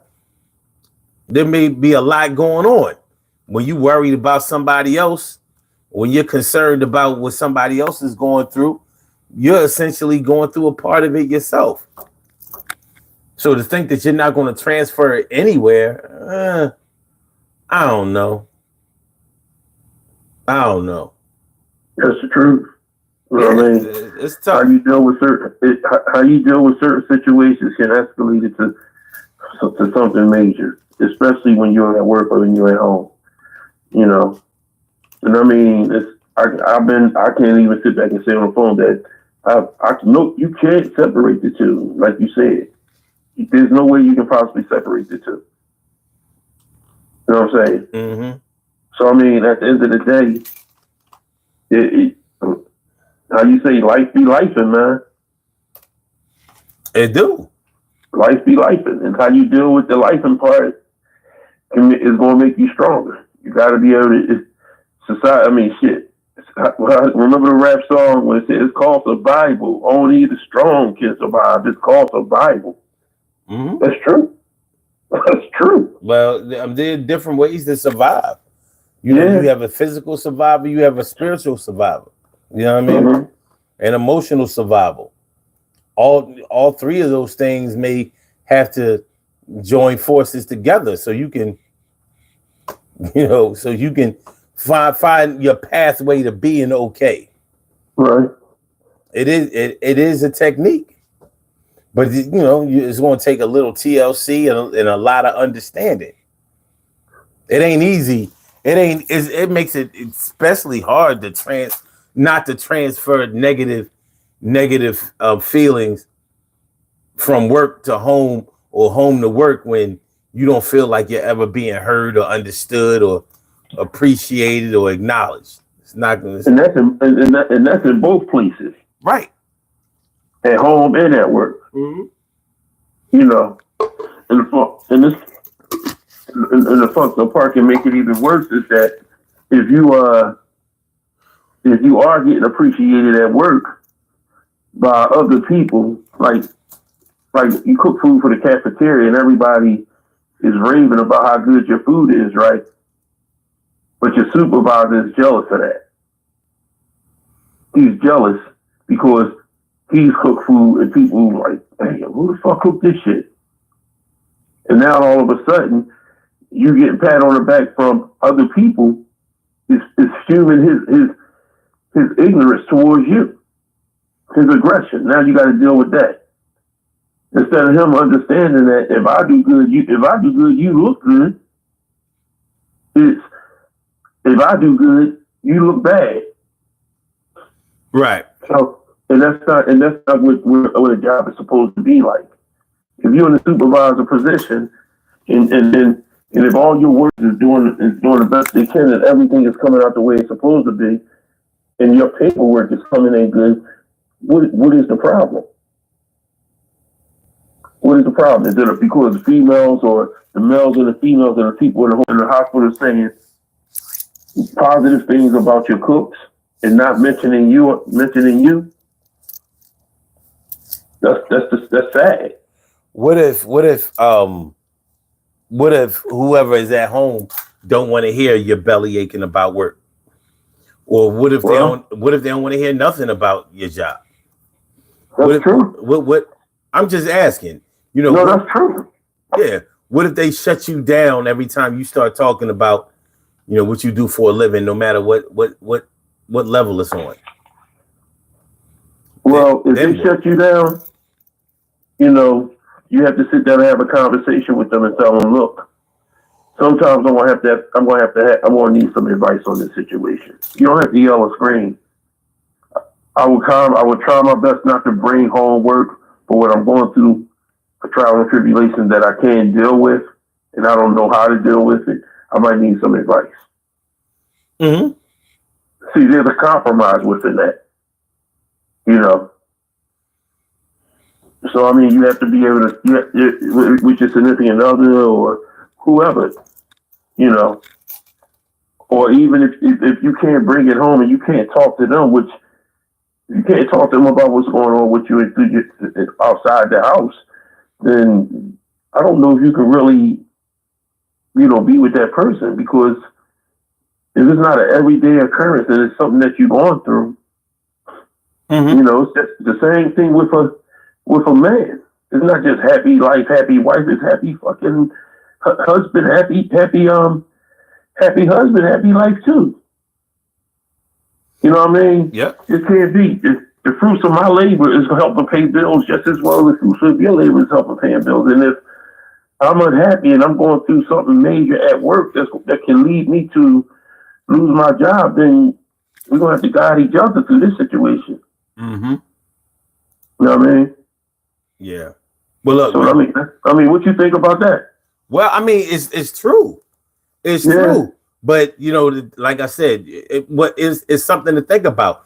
When you don't want, when nobody at home wants to hear about anything that's going on with the job, or because it could be because they think that you should just leave work at work, and you shouldn't let certain things affect you. I think it's funny how some people will tell you not to let nobody else affect you, or nothing that anybody else does or says affect you, but they'll try to affect you with the things they do and say.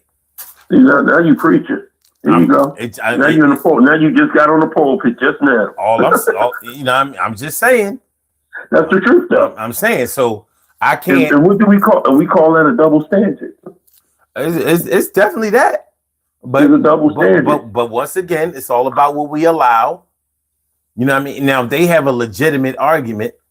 Like if I'm allowing, or if you're allowing work to totally consume everything that's going on, to whereas you're not paying attention to the kids, you're not paying attention to your woman, you're not paying attention to the house.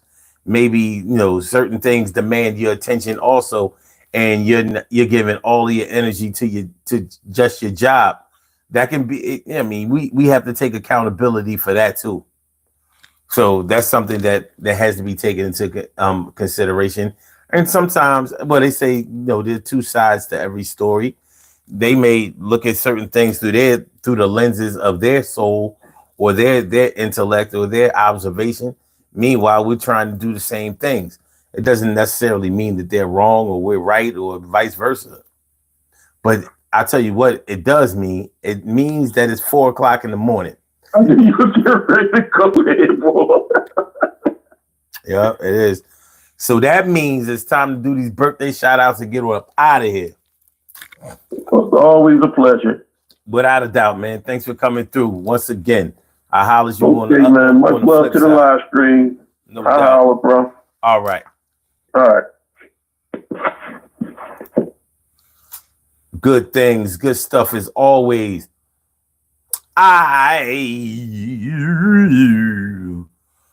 We have some birthday shout outs to do. Some people were born on this glorious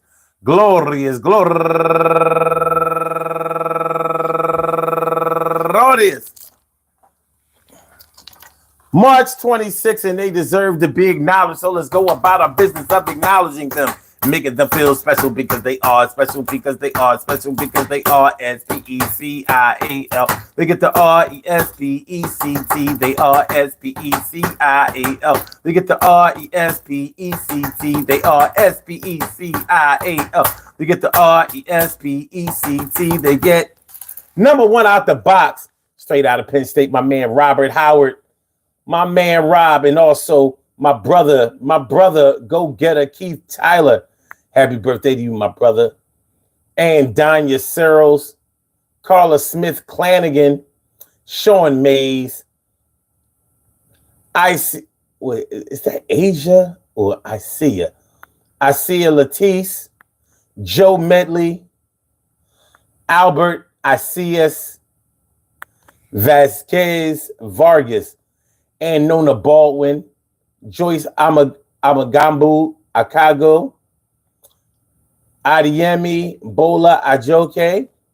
Wait, no, those are yesterday. My bad. Let me make sure that we cleared out everything. I want to say happy birthday to all of y'all. And I hope that today finds you all in good health, happiness, mind, body, soul, and spirit. And that goes out to each and every person born out here on this glorious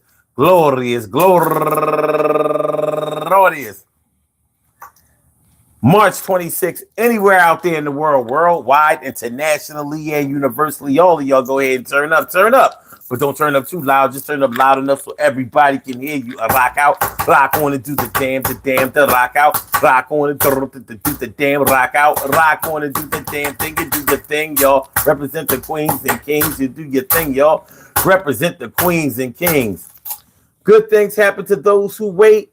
Great things happen to those who grind. Anything can happen to those who go for theirs. So go hard, go for yours, and remember, listen, man, it's hard to not take your home all the way to work, but work all the way to home. Originality is shown, the spots got blown. You want somebody to lower their tone. You own the mental state that you had, but sometimes you feel like it's not free, so you gotta do the best to be. On your P's and Q's, pints and quarts, trying to do the best thing and trying to not be out there getting caught. I sort through the files. I went to the aisles just trying to release the stress and trying to be my best. People don't want you to succeed, and they need to make sure that you get cut and bleed. Seeds are going to get planted. I demanded the best way, a better way to do this thing, and it makes me feel kind of good when I get an understood wood going platinum gold. Yo, a million records sold. I told a story and it was great, but all I got from my hometown was hate. But it's not too late to try to redeem myself. But when I go somewhere else, I feel the wealth and the mental health, physically, mentally, emotionally. I'm swimming in the oceans, you see. Going to be a little better, a little brighter. I'm trying to hold on. My last rights will go to my fam. Scam won't get run. I'm just trying to make a little bit of dollars. Come on, son. Give it up, go forward, run it back. Yo, rewind that track. I can hear that. All right, y'all. Peace to all my day ones, my everydays, and my brand news. I love y'all to death. Resuscitate y'all and love y'all right back to life. We will be back tomorrow night. 2 a.m. We will be back, friends. I'm glad y'all came through. So then we gonna win. You'll wear the crown. Make sure that we always make sure that we are down.